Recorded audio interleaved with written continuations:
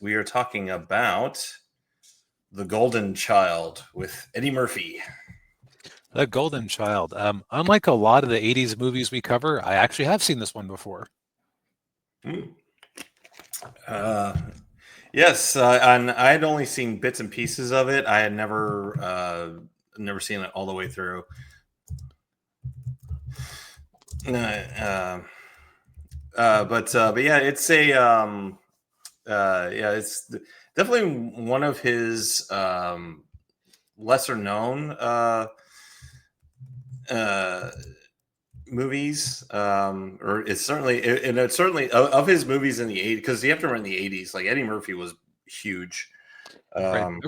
Beverly Hills Cop was enormously big. I think that with modern inflation, it comes out to being $1 billion film.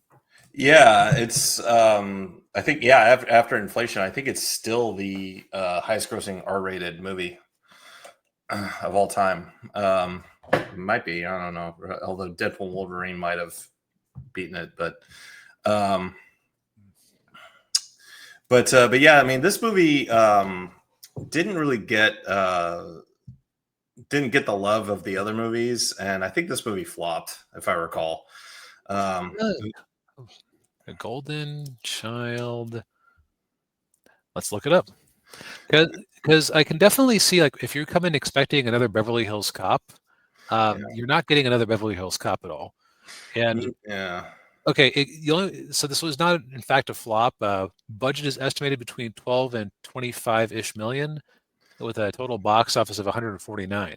Oh, okay. However, that would be a relative disappointment for if you budgeted this thing expecting another Beverly Hills Cop. Yeah, yeah. This movie got 87. Is that right? 86, but December 12th, 86. So basically 87. Yeah. I think it came out the year right around the same time as Big Trouble in Little China, which that movie kind of had the same feel to it.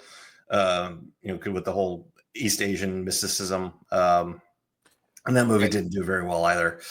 I mean, poor what's his name. When it comes to the box office, never appreciated John Carpenter. No, it didn't. Yeah. And then this, like I said, I think this was after or before Coming to America. So it didn't hurt Eddie Murphy's career that badly. So I guess what you're saying is that The Golden Child is kind of the middle child of his 80s pantheon of greats. Pretty much, yeah. But to get to the movie, so the plot revolves around the titular golden child, who's this how old would you say the kid was? About maybe 6, 6, 7, yeah. He's he's like the savior of the world, basically, and he gets kidnapped by some evil dudes led by the actor is Charles Dance, who modern audiences will know him from Game of Thrones. And he was also the villain in The Last Action Hero. And then so the kid gets kidnapped, and then this young woman from Asia, from Nepal, Tibet, she goes to LA because there's this prophecy that they'll find the chosen one there in the City of Angels, which is of course LA. And she finds Eddie Murphy's character, Chandler Jarrell, and he's basically like a social worker / private investigator. Right, he specializes in missing children. Yeah. And so, of course, oh, hey, he's a perfect fit to help us find our missing golden child. Yes. Of course, they tell him about all the mysticism that's all going on, and all the supernatural stuff. And of course, being the skeptical, Western, like, okay, yeah. What do you say? Yeah. But yeah, he eventually does kind of he gets really thrown into it when this teenage girl that he's looking for, she ends up, they find her body, and then he discovers that this girl was actually connected to this group of bad guys that kidnapped the golden child. And so that's kind of what sets him off on this quest. Even though throughout the movie he's just like not buying any of it, and he's just like, all right, yeah, whatever. Right. Now, this one's kind of interesting because it's very atypical for an 80s Eddie Murphy movie. Yeah. Like, for one thing, the movie is not at all uncomfortable with having long stretches of relative silence or lack of dialogue. Mm-hmm. I want to say it's at least like 5 minutes before anybody says a word, because the opening scene is Charles Dance's minions overrunning this Tibetan temple. Yeah. Yeah, and then you got the opening title sequence where it's just Eddie Murphy going around, being Eddie Murphy to some 80s, pop song.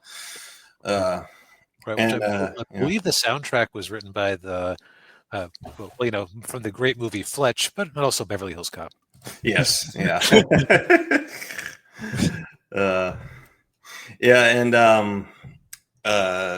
so then but yeah, then like the rest of the movie is just trying to find the kid, and then they get kind of sent off on this other quest where they have to get this dagger, and they basically say, okay, well, if you get this dagger, we'll give you the kid back.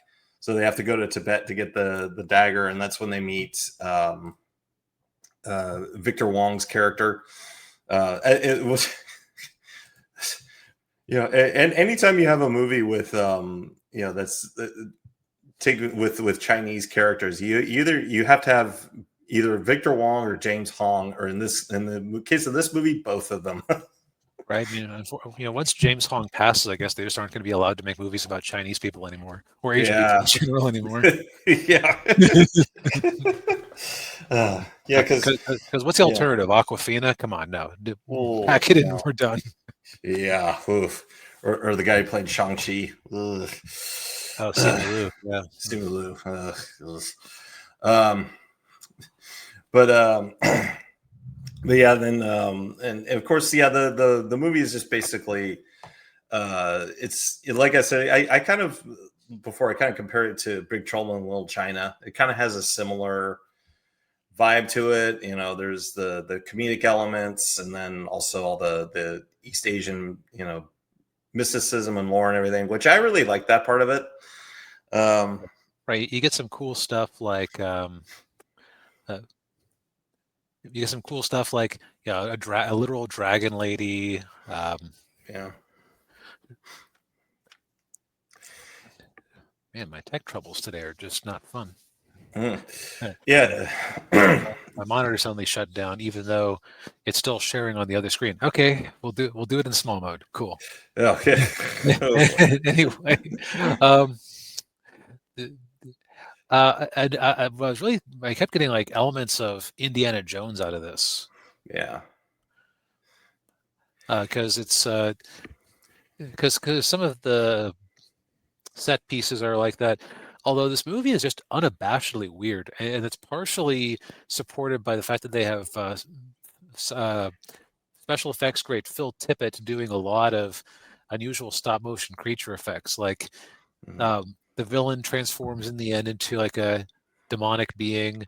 You have a really odd bit of product placement where the Golden Child uses his magic to animate was it the Golden Child who did this, or was it someone else who did it? It was a Golden Child. Yeah, it was a Pepsi can. Right, like the Pepsi can just folds itself out into a little man who does a little dance. Yeah. That is one thing, and I was thinking to myself, man, this is a weird comedy, and then I realized, like, not really a comedy per se. It's more of It's like Indiana Jones if you cranked up Jones's sarcasm about 30%. Yeah, yeah, And tacked on a kind of schmaltzy love story that doesn't entirely work. yeah, yeah. We were talking before the show. Like for me, the movie kind of fell apart during the third act because it just it got really weird, and it got and it felt rushed too. Right? Like there was more story than they had actual time to tell it. Yeah. Yeah, because the movie clock's in at 90 minutes, and I part of me wonders if maybe they had like 20 or 30 minutes of footage that Paramount told them, oh no, you need to cut this back to 90 minutes. Like, ugh.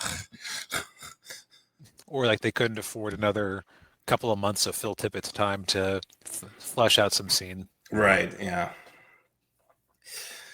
Yeah. But you mean overall, it's not a bad movie. I think, like I said, this is kind of very lower tier in Eddie Murphy's filmography, but I will say it's better. I mean, I would watch this movie over like Norbit. Okay, Or that's just unfair. How about I would watch this movie again over Beverly Hills Cop 4. oh yeah, yeah, yeah. Because like this movie at least like leaves a taste in the mouth instead of just being a nothing burger.